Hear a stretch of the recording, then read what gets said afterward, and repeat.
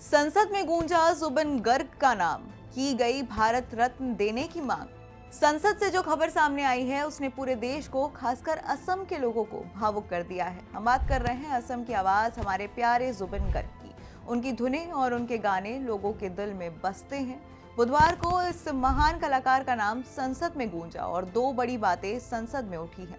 एक तो उन्हें देश का सबसे बड़ा सम्मान यानी कि भारत रत्न देने की मांग की गई है, और दूसरी बात जिसने सदन को अचानक बहुत भारी और गंभीर बना दिया।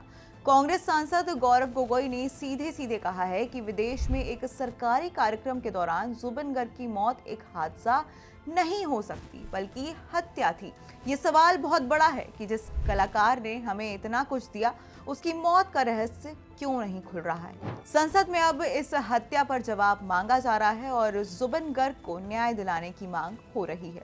सिंगापुर में जुबिन गर्ग की मौत को लेकर जारी रहस्य ने बुधवार को लोकसभा में सियासी तूफान खड़ा कर दिया। कांग्रेस नेता गोगोई ने इसे साफ तौर पर हत्या बताते हुए सवाल उठाया कि भारत सरकार के आधिकारिक कार्यक्रम में एक कलाकार की सुरक्षा कैसे नाकाम हो गई।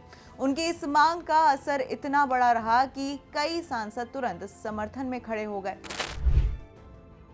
अब शून्यकाल के दौरान गौरव गोगोई ने जुबिन गर्ग का मुद्दा बड़े भावनात्मक अंदाज में उठाया। उन्होंने कहा कि असम का ये चमकता सितारा सिर्फ एक कलाकार नहीं बल्कि पूर्वोत्तर की सांस्कृतिक पहचान का प्रतीक था, जो हमेशा हमारे कंचनजंगा बने रहेंगे।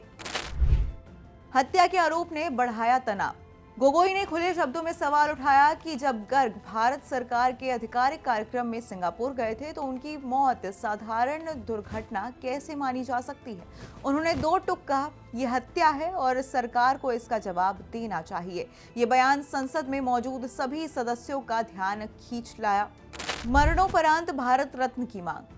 इसी के साथ गोगोई ने केंद्र सरकार से आग्रह किया है कि गर्ग को भारत के सर्वोच्च नागरिक सम्मान भारत रत्न से सम्मानित किया जाए। उनके अनुसार जुबिन गर्ग ने राष्ट्रीय स्तर पर भारतीय संगीत और असम की पहचान को जो ऊंचाई दी वो सर्वोच्च सम्मान की पात्रता रखता है। वहीं एनसीपी सांसद सुप्रिया सूले ने इस मांग का खुलकर समर्थन भी किया। आपको याद दिला दें कि जुबिन गर्ग की मौत 19 सितंबर को सिंगापुर में समुद्र में तैरते समय हुई। शुरुआत में इसे हादसा बताया गया, लेकिन असम सरकार ने इसे स्पष्ट हत्या कहा है। एक विशेष जांच दल इसकी तह तक पहुंचने में जुटे हुए हैं, लेकिन अभी तक कई सवाल अनसुलझे हैं। आपको बता दें कि असम के मुख्यमंत्री हेमंत बिस्वा शर्मा भी जुबिन गर्ग की मौत को संदिग्ध बता चुके हैं। उन्होंने जांच को तेजी से आगे बढ़ाने और अंतर्राष्ट्रीय एजेंसियों के सहयोग की भी मांग की है। गर्ग असम के सिर्फ गायक नहीं थे बल्कि सांस्कृतिक आइकॉन माने जाते थे।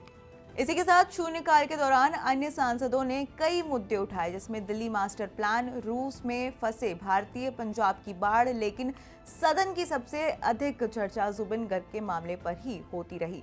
इस पर सियासी दलों के बीच असामान्य एकजुटता भी नजर आई। क्या सच में हुई हत्या?